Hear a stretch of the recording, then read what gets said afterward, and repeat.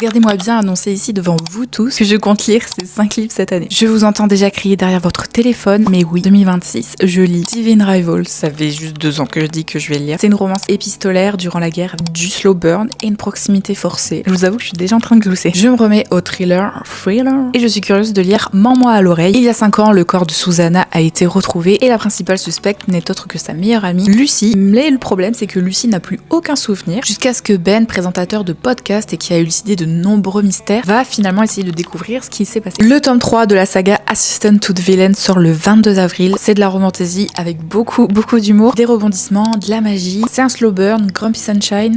On y suit donc Evie qui doit avoir un travail et qui va finalement se retrouver être l'assistante du vilain de l'histoire. Mes romances préférées étant The Holiday et Snowdin de la même autrice, donc Catherine Walsh. Elle sort pour mon plus grand plaisir un nouveau livre cet été. Ce titre c'est How to Write a Love Story. Le livre se passe en été. C'est un livre qui parle de livres puisque elle est écrivaine et que lui est éditeur. C'est une petite romance irlandaise. Tous les ingrédients sont réunis pour que j'adore de nouvelles fois son livre. J'ai très envie de lire Kezia de Maddy Plum. Ici c'est une réécriture d'Anastasia en étant de la fantasy young adulte avec du fan family, un slow burn et un enemies to lovers. N'hésitez pas à me dire ce que vous comptez lire cette année, je suis assez curieuse.